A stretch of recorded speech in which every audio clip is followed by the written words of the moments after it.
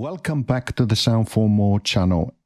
Today I have the pleasure to introduce you to RingsFX. Before I continue, I would like to remind my viewers to subscribe as it helps with growing the channel. Additionally, if you would like to participate in the giveaway and own a copy of this fantastic new app from 4Pockets, do follow the instruction contained in the video description. Thank you again. So what is RingsFX? As you can see on the screen, AUV3 compliant first of all, but it works also as a standalone, very small in size, which is absolutely superb. It's an evolution of the famous Mutable Instruments Rings, one of the most probably dedicated and a fully featured Physical Modeling Eurorack modules, which is at the core a Resonator, which can be excited by MIDI input, noise, or an external audio excitation or input, as we'll show you in a moment. If you would like to see another adaptation just as a comparison, if you have, of course, MIRack, which is another great application, you can actually instantiate it like so. And then we connect it to my external MIDI controller, MPE Mini 3. And inside MIRack, we double click, we search here for rings, like so. And there it is, under the category of Resonator. Now we just double click, we just add something like a basic MIDI input, like so. And then we make the connection here and also the output. Don't worry if you don't know how to use it, as this is not really a tutorial for MIRack.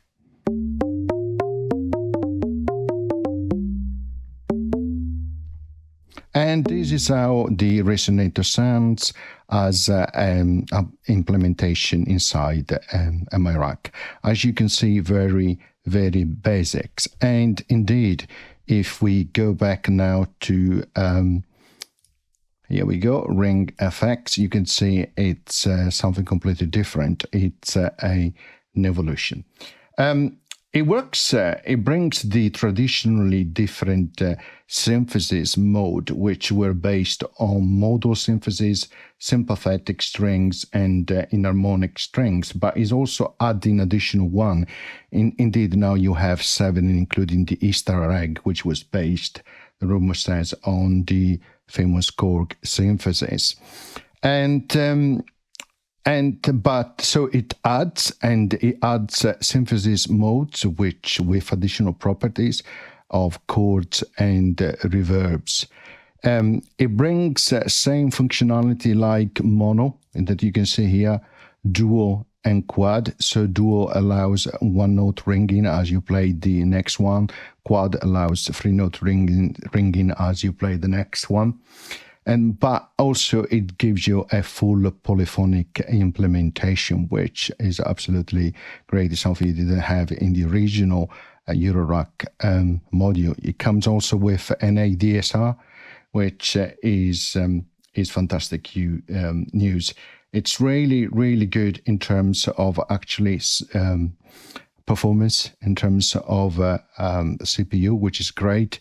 In terms of the Easter egg synthesizer here, this mode here, so you have also the mutable effects, which were available in the original one only on that Easter egg mode, but now they are available on all the different synthesis mode, which is great.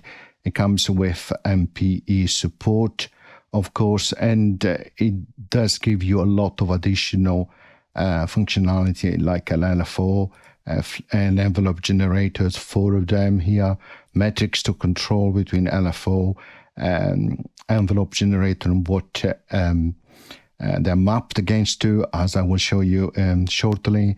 Then you have a menu for or page for an exciter, global effect, and also an info tab, which is actually great because you don't have to remember each synthesis mode as you move from one to the next. It reminds you what they do, and also gives you a basic description of some of the basic parameters or properties that that you can change, of course. But you also have a fantastic manual here, produced by David Collect. So click on Help Manual, and it gives you a lot of information on how to use RingsFX. Now, up here you have the traditional menu where you can initialize a patch, and it asks you first, which is great, if you want to initialize it or not, and just in case you pressed it by mistake. In this case we say yes. As you can see, default settings, which is great. And then you have here a preset selection, which is standard. You've probably seen all of these in other applications from 4Pockets. And as you probably have seen, some of the functionality here below comes from the introduction of Wave Cloud as well. So it's great to see them reused and reintroduced here. Here's where you can create a bank. You click on Create Bank, and it gives you the option, of course, to create a new one. You can delete one, or you can rename it one if you made a mistake, for example. Then inside each bank, you can create a group, delete it, or rename it, of course, like in this case, default group. And then we have different categories like bass, keys, noise, organ, etc. And then for each of the group, you can create a preset. Again, you can save one, rename one, or delete one. And it sounds really, really great.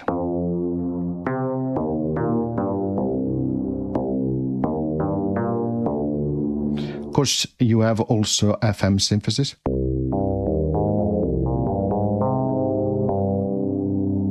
The thing that is really great as well, if you go under pads, you will find that it has a sequencer inside, which is quite nice.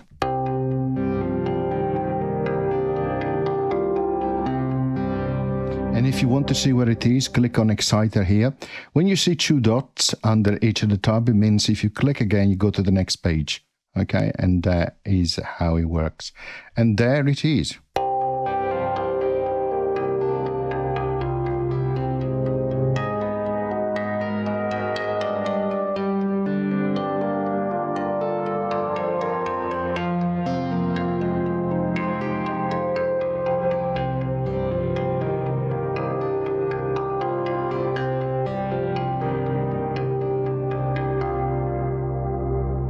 Okay, and this is a pulse sequencer. That is the correct name that 4Pockets has given to it.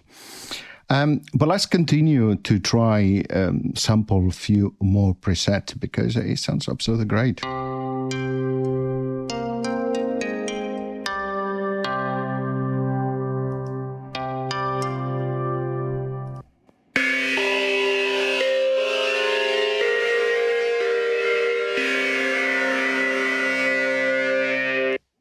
I like that you can keep the preset selection open, as well as you can still select the different pages or tabs below, and therefore tweak a little bit the parameters, which is great.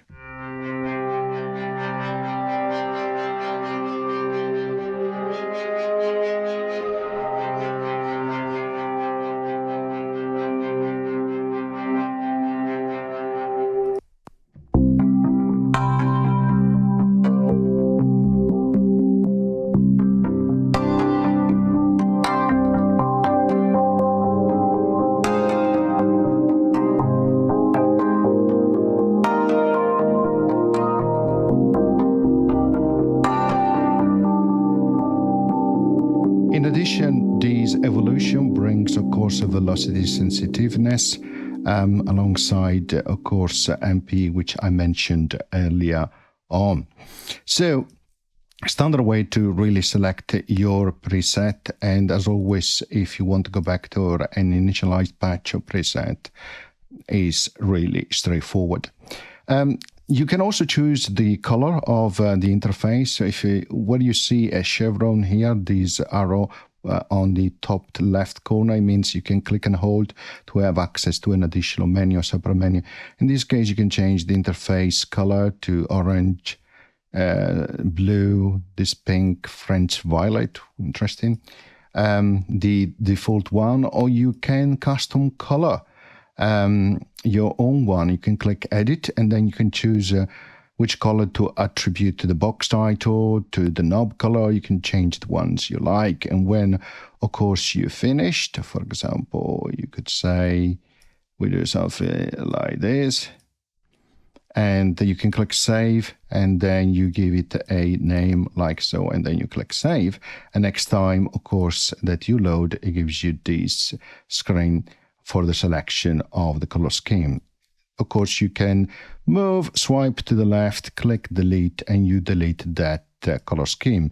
And next time you load, it will give you this message, no custom color scheme available, because there are none available. When you finish, of course, you click on the X here. Additionally, back to this menu, you can change the knob style to traditional. You see here, the silver spoked, the black one, silver one, a gold one, which is great, or go back to the default one. And then you can also activate or not the 3D half cell shading, and you can see the effect there. Okay, so that is pretty straightforward, and it comes really handy if you have difficulty, for example, on reading it, or depending on the setup of your iOS device, of course.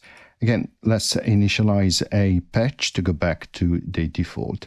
Here you have access to your favorite. Of course, at the moment there are no favorite which have been selected. Here you can activate velocity, sensitiveness or not. So if it's not active, every note, same velocity. If it's active, you can, of course, act on velocity through your external controller or the AUM keyboard. If you are mono, you can also have legato, which is great, and it works quite interestingly. If I hold a note C and then I play other notes with legato on, you can definitely hear legato is on. If I do the same, but with legato off, you can hear it's not going back to the C note because the legato effect is not on. Okay, then you can also randomize parameter to randomize your patch to create something perhaps unique. Here you have a nice meter, okay. Then here you can activate a limiter, so you can have it on and off, and if you click and hold, you can set also the limiter threshold as well, okay, in decibel. As you heard, there was a note stack, so you have the option to go to the main menu and select Panic. Okay, but let's reinitialize the patch again. So the input here, so you can set the key strum on and off. At the moment they're on, so when I press a key on the external controller, I can send a pulse. If I set it to off, as I press keys now on the controller, there's no sound coming out. Now I can click on the exciter noise. Now it will still use the MIDI input as a trigger. Now, of course, you can change the level here of the exciter. And of course, if it's down to 0, you don't hear anything, okay?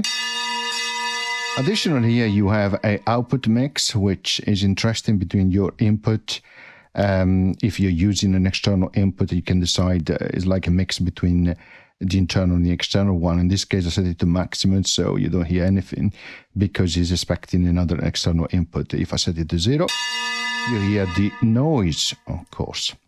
And here you have the selection for the input as well. And it says here, this Modal RingsFX to use an external audio source as an exciter. Okay, but it is not configured at the moment to do that. I will show you that later on.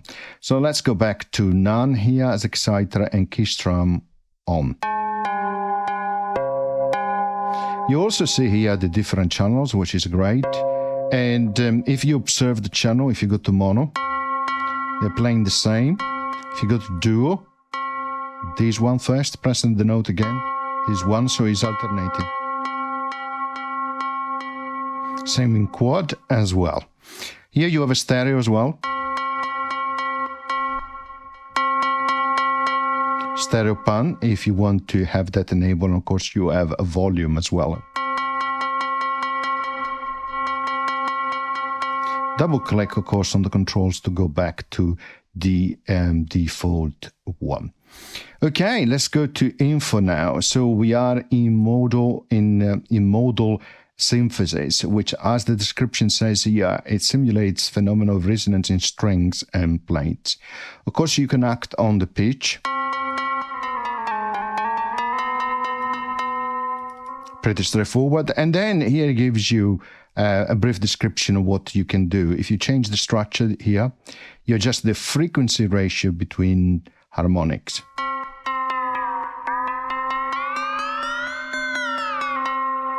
Okay, then you have brightness here, which adjusts the level of higher frequency harmonic. It's practically a low pass.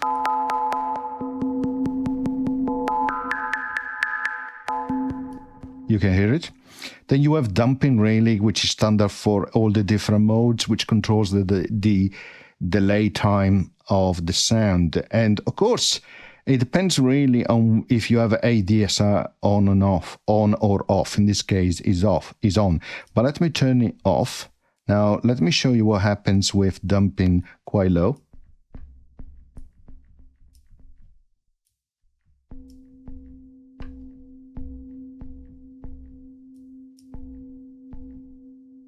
Quite long. Oops, and let me reset let me reset the init patch, which is a little bit better. ADSR to off. You can hear the damping is quite high. Let me shorten it.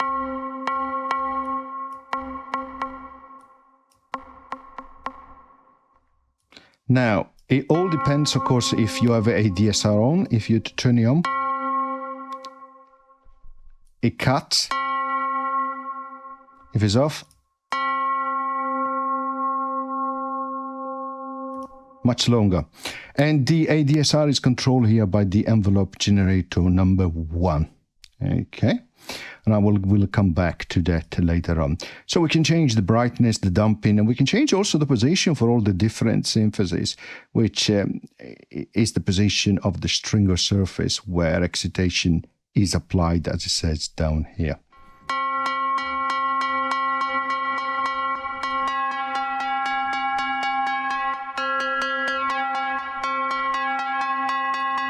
Then, of course, you can adjust the amount of effect which you want to add. These are the modal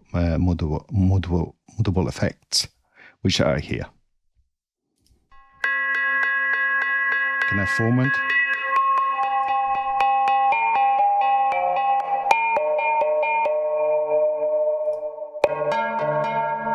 Chorus, reverb.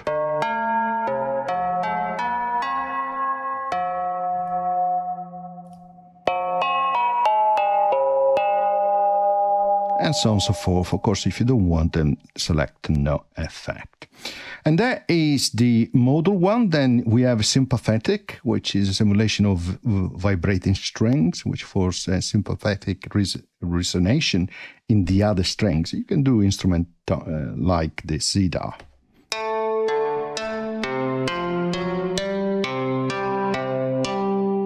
Still control the pitch. Then you have structure, which is harmonic detuning of strings.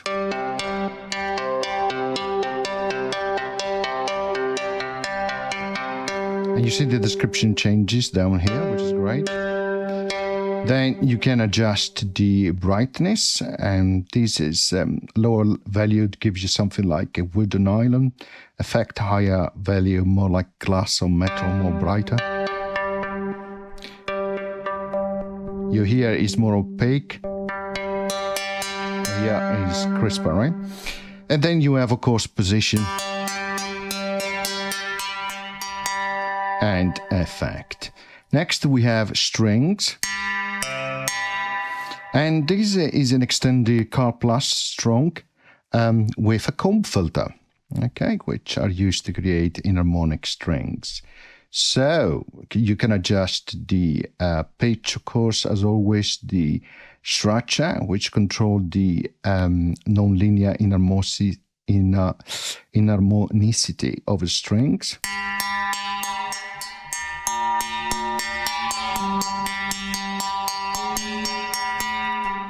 Then you have brightness as before.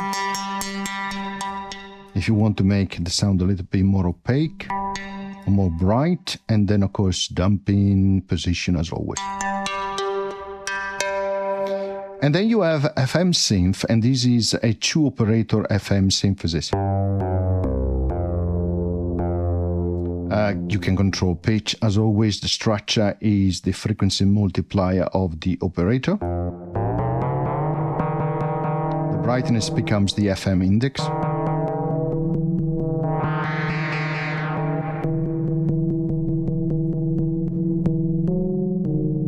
And then the damping here becomes the FM index and amplitude decay or release time.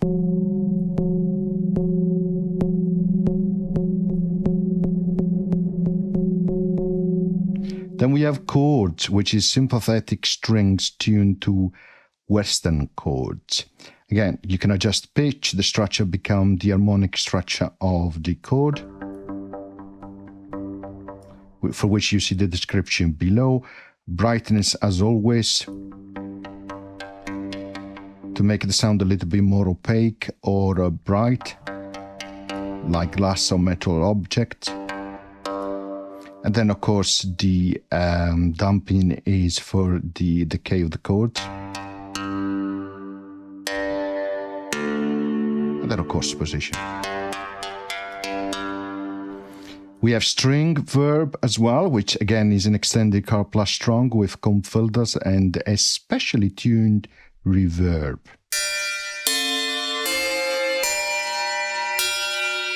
You can adjust, of course, pitch as always in semitone. The structure controls the non-linear inharmonicity of the strings. Sorry, structure here.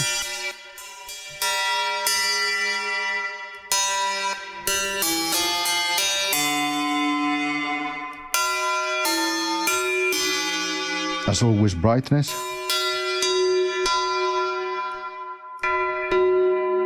Damping to control the delay time of the sound.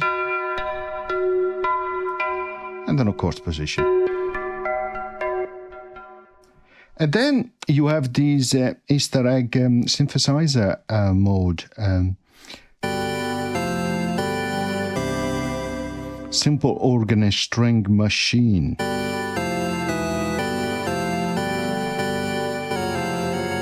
User control for pitch position.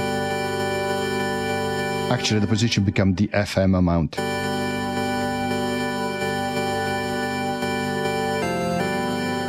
Decay, and then brightness.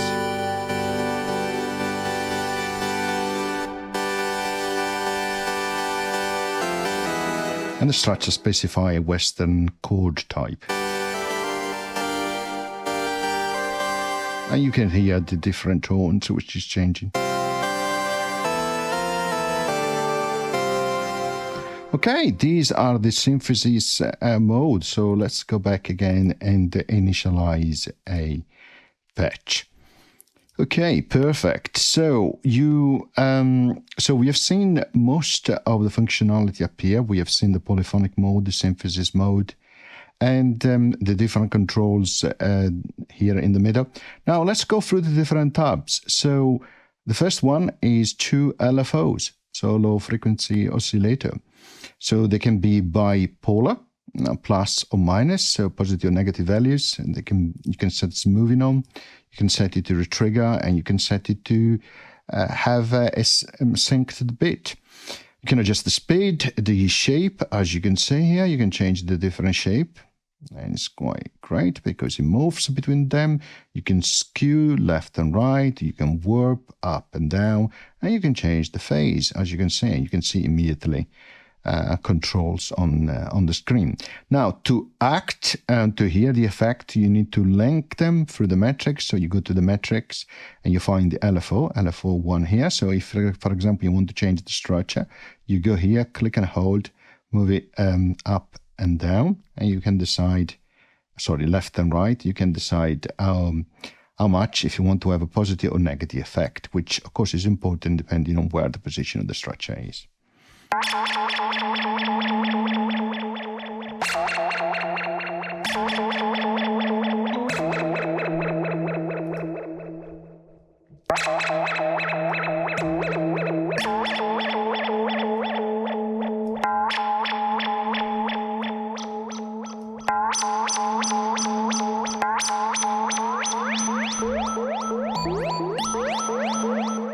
And of course, this is just an example of applying LFO 1 through the matrix to the structure here, and I set it to effect 100%, okay, but you can decide a different percentage, and of course you can go negative. Of course, double click and you reset it or remove it. So in this way you can have two LFO changing, of course, different values. Then you have four envelope generators, 1 to 4. Generally, the first one is assigned to the amplitude, the second one to the filter, and then the third and the fourth are free for you to use. You can establish the envelope length here in seconds. Click and hold here, move left and right, but you can also use the arrow here. You can set the amplitude maximum of 2, if I remember correctly. You can set a loop mode, which is defined by these two vertical bars. You can set in ping pong mode in terms of looping. You can set it to default, standard, or slow as envelope generator, some default one. Now you double click on the curve to create a point, double click again to remove it. Then you can drag and you can say and drop a point. You can change the loop. So what you do, you just click and hold, and then you move, and then it will snap to the nearest point like so. Again, we are on envelope generator 4 here, so we need to go to the matrix, and then we can scroll down. You can see that envelope generator 1 is already assigned to the output level, and envelope generator 2 is assigned to the input level, and band here is assigned to pitch as well. And the matrix is quite nice. You can have an option here to set default if you want to, which is great, to reset it. Then you have the different sources of modulation which you can use to control any of these parameters, which you can see moving up and down. So if I wanted to go to the pitch, for example, like so,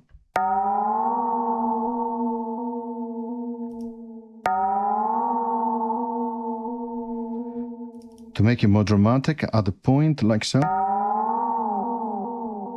and then drag and drop here the loop,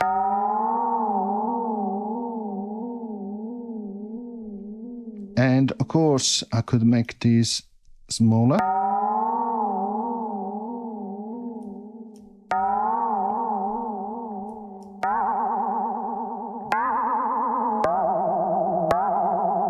so you can see how easy it is. You can go to the matrix and set these to default, so to remove the assignment which I've just done. Next we have an exciter, of course, and the first tab, you can see you have two filter, okay, which act on the input, and they can be low pass, high pass, band pass, notch, and you can set the frequency, cutoff, and resonance for both of them, and then you can set them to work in series on parallel. So in series, first the first one and then the second one, on parallel, both at the same time, which gives you greater sound. You can say low pass filter, let's set to noise here, and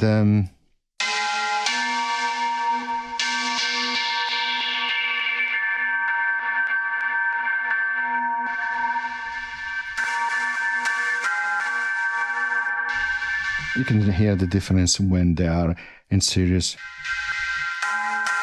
And in parallel, of course, you have higher sound. Now, if you go to the second tab here, we have a pulse sequencer, which is great. You can turn it on like so. You have a number of presets which you can choose. You can decide the number of steps here. The bit divider, effectively the speed. You can clear what you have there. click and hold and will randomize, which is great. You can have it to retrigger every time you press a key, it will start again. So in this case, it's changing the velocity here. Press again, and retrigger. If I don't want to retrigger. And of course, the beauty is you can go here and you can say, I want to change the brightness now and randomize, or you can also draw something as you prefer, like so, right?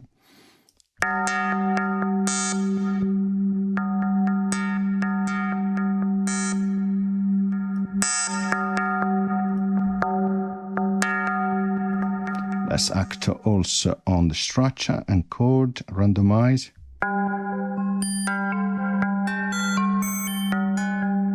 And it's already nicer.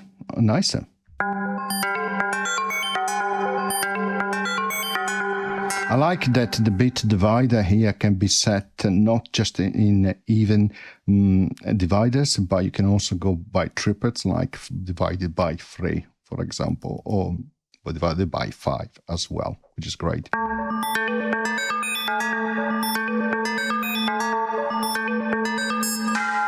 And of course, you can set it to off. Now let's go to none. And then here we have global effects. And here you can set your chorus. I'm not going to go through them all, but you have your chorus, your digital reverb, your delay and overdrive, and a stereo phaser, which are pretty standard effects that you find in a 4Pockets application. We go to the second tab. We have an 8-band equalizer. You can of course change the gain depending on for each of the band, and the output as well. You can have it on and off and reset it. And then of course we have seen the info tab already. Okay, so we have seen a lot. Now let's close this and let's remove a ring effect. Let's load something like, for example, pure upright. We just wait that it loads. We just now link it to the MIDI controller. Perfect. And now we are going to load rings effect as an insert effect. Okay, so we double click here, we select input. Now, if you press key, you don't hear anything because if you go to noise, you don't hear anything. If I adjust the output mix, you will start to hear only the piano. Okay, so let's go back to input here, and what you have to do, click on the left hand side here and connect your MIDI controller there. So you give that input to you as an exciter, right?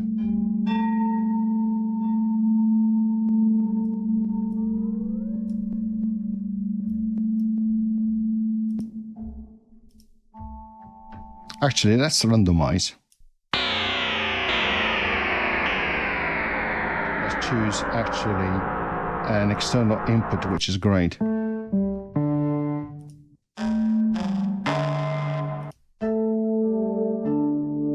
It's quite great because they're already pre-programmed to do some modification based on the input that is coming in as an exciter. Of course, you can change the level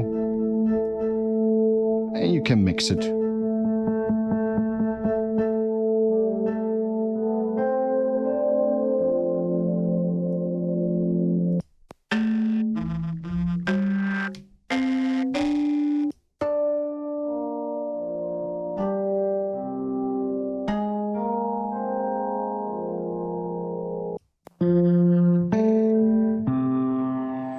But of course, you can do your own. And let's go back to the init as an init patch. Go to input. And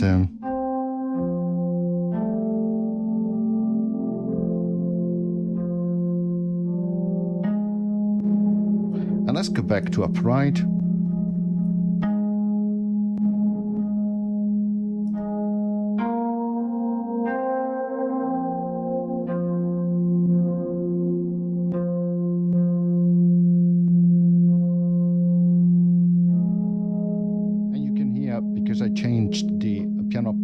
sound like a pad. I moved it to pad, and you can hear that the exciter has changed now into rings effect.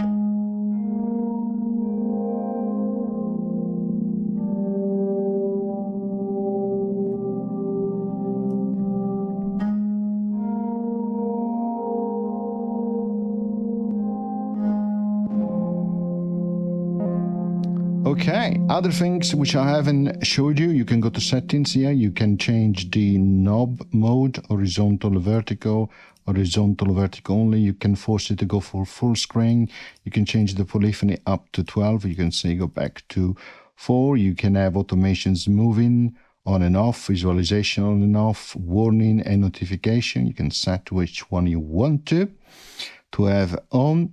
Then you can have MIDI CC control full or basics. You can have channel aftertouch on and off, MPE enable, and also you can change the pitch bend range. You can open different windows as you prefer. And we have Sympathetic, help manual, and of course the about.